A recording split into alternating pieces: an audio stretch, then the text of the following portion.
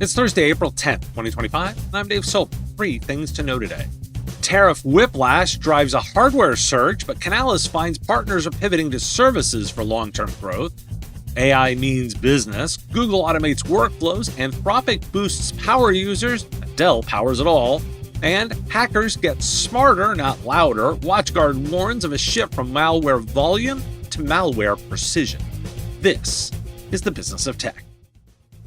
In yesterday's live show, we adjusted for this coming news in real time, and that'll be on the podcast feed this weekend to give you insights into strategies for handling the tariff roller coaster. It's also available now on YouTube.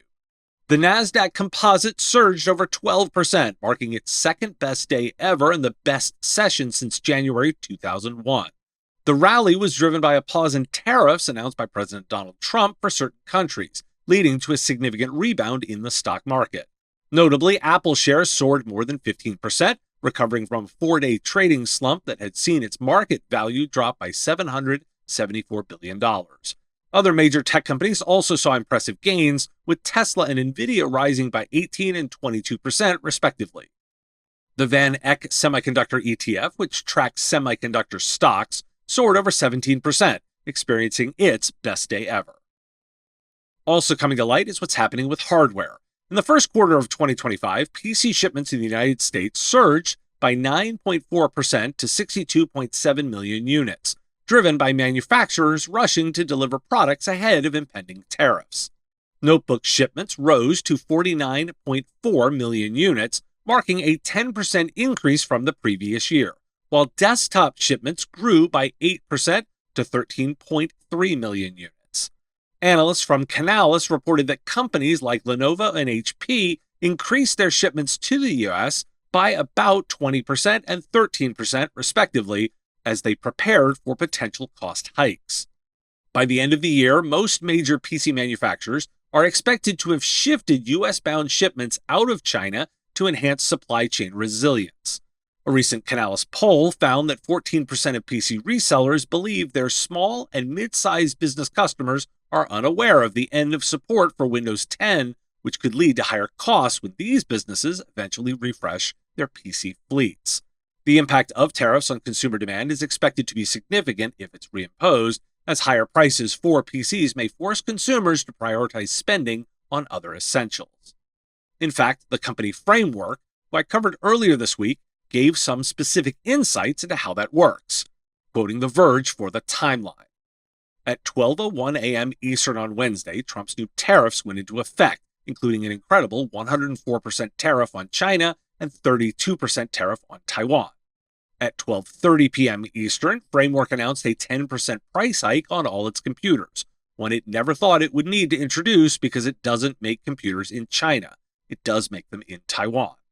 At 1:18 p.m. Eastern, just over 12 hours after the new tariffs were officially put in place, Trump announced a 90-day pause on tariffs for most countries, but an increased 125% rate for China.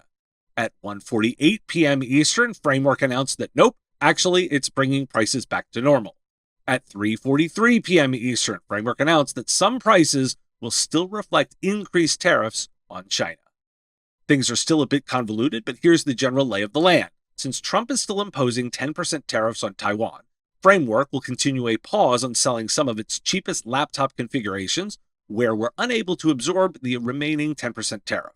Additionally, some of Framework's made-in-China modules are now cost more, like $15 for a USB-C port rather than $9, or $49 for an Ethernet card rather than $39. And Framework says systems that ship with those modules will see those same price increases. End quote from The Verge. I found it interesting that CRN's reporting says customers are eager to purchase new devices. I've included a link to that story. Because according to a recent global partner survey conducted by Canalys, a significant shift in the business models of partners is underway, with hardware dropping to only 13% of profitability by 2025. The survey revealed that while hardware still represents a substantial market, with $1 trillion of IT hardware expected to be shipped alongside an equal amount of software, partners are increasingly moving toward profit-rich services such as consulting and managed services. In fact, for every dollar of hardware, there's an opportunity for $2 in managed services. The evolution indicates that partners are now participating in an average of 3.2 distinct business models, highlighting the growing trend towards service-oriented revenue streams. Why do we care? Customers, and particularly SMBs, are pulling forward purchases to dodge cost increases. I'd hardly qualify that as being eager. While CRN reports enthusiasm for new devices, Canalys and the tariff timeline suggest SMBs may pull back if prices rise post-surge.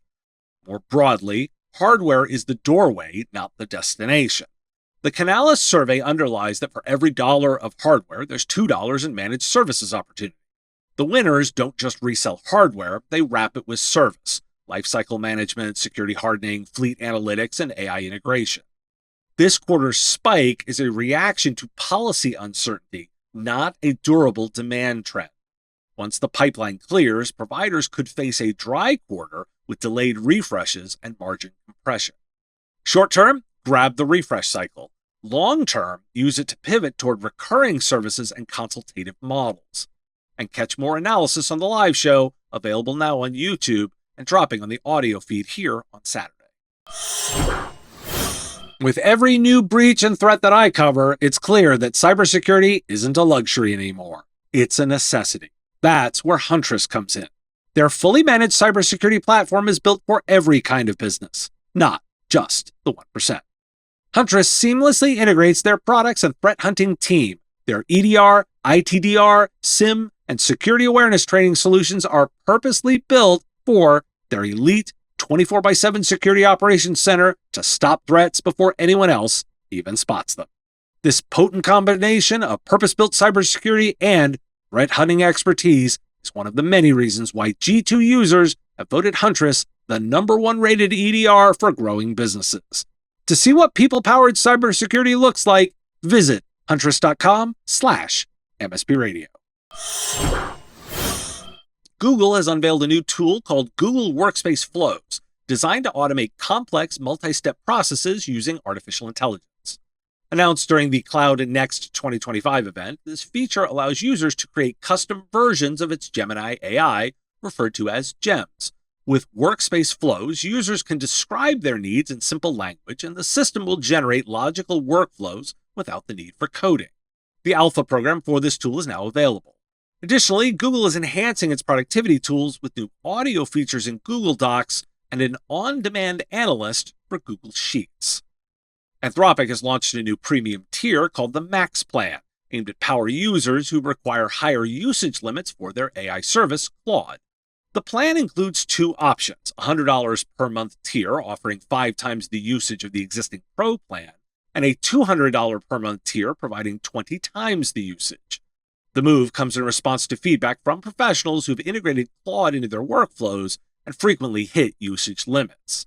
Anthropic's product executive, Scott White, emphasized that the Max plan is designed to offer professionals more flexibility without the need for an enterprise plan. Subscribers to the Max plan will also receive priority access to new features. The launch follows the release of Claude 3.7 Sonnet, Anthropic's most intelligent model to date, which aims to drive deeper adoption and meet increasing usage demands. And Dell has announced significant updates to its storage and server lines to better support artificial intelligence workloads. This includes new releases of its PowerEdge servers and enhancements to its storage systems, such as PowerStore, ObjectScale, PowerScale, and PowerProtect. The PowerEdge servers will be equipped with Intel's latest processors and are designed for both traditional and emerging workloads. The PowerStore software now features AI-based analytics for improved efficiency, while ObjectScale has introduced a new all-flash system that doubles throughput compared to its predecessor. Additionally, the PowerProtect system is set to deliver up to 91% faster restore times. Availability for many of these products begins as early as April of this year. Why do we care? AI integration is moving from novel to normalized. Google is embedding AI workflows into productivity tools. Anthropic is monetizing usage patterns like cloud compute, and Dell is laying the groundwork for AI-driven infrastructure.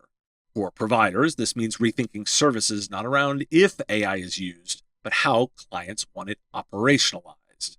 Beware of overpromising. We've seen natural language to automation fail before, and robotic process automation continues to be a struggle. That said, the trend is notable. In a recent report by WatchGuard Technologies, a significant increase in network malware has been observed, with a staggering 94% rise in detections compared to the previous quarter. The surge highlights the growing sophistication of cybercriminals who are increasingly exploiting advanced and encrypted connections. Other notable findings include a 141% increase in crypto miner detections and a spike in zero-day malware, which rebounded to 53%, up from 20%. Despite an overall historic 91% decrease in total unique malware threats, the report emphasizes that fewer but more sophisticated attacks are being launched. The data underscores the importance of proactive cybersecurity measures as traditional defenses are increasingly challenged by evolving tactics from cyber adversaries. Why do we care? Fewer threats, but sharper knives. This isn't just a stats bump, it's a strategic pivot by cyber criminals. WatchGuard's data suggests attackers are trading quantity for quality, and it's working. While the total number of unique malware variants has dropped, the sharp increase in encrypted, evasive, and zero-day attacks signals a clear move toward higher precision and better ROI for attackers. This flips a key assumption in traditional security postures, that volume is the primary threat metric. Increased detections doesn't always mean increased successful attacks. Better visibility can inflate the numbers without changing the actual risk level. Providers must ensure their response is calibrated, not panicked. Remember, the core value is navigating complexity on customers' behalf. This report is a prompt to reaffirm that strategic role. This episode is supported by Comet Backup. Are you seeking a fast, secure, and flexible backup solution? Comet Backup empowers you to manage all your backups from a simple, centralized platform. Protect Windows, Linux, and macOS, as well as Hyper-V, VMware, Synology, Microsoft 365, and more. Manage backups on your terms. You choose where the data is stored, with on-prem storage and direct-to-cloud with industry-leading integrations like AWS and Microsoft Azure. Experience streamlined data protection and disaster recovery tailored to your needs. Visit cometbackup.com to start your free 30-day trial today. Get $100 free credit when you sign up with the promo code MSP Radio. Start running backups in 15 minutes or less with Comet Backup. Thanks for listening. Today is National Hug Your Dog Day. It's Global Work From Home Day and International Safety Pin Day. It's also National Siblings Day, so a shout out to all of mine. I'll be speaking on a webinar on April 22nd about inbound marketing in the AI era with the author of a new book. Link in the show notes and descriptions to register. I look forward to seeing you there. The Business of Tech is written and produced by me, Dave Sobel, under ethics guidelines posted at businessof.tech. If you've enjoyed the show, make sure you've subscribed or followed on your favorite platform. It's free and helps directly. Give us a review, too. If you want to support the show, visit patreon.com/MSPradio, and you'll get access to content early. Or buy our Why Do We Care merch at businessof.tech. Have a question you want answered? We take listener questions, send them in, ideally as a voice memo or video to question@mspradio.com. I answer listener questions live on our Wednesday live show on YouTube and LinkedIn. If you've got a comment or a thought on a story, put it in the comments if you're on YouTube, or reach out on LinkedIn if you're listening to the podcast.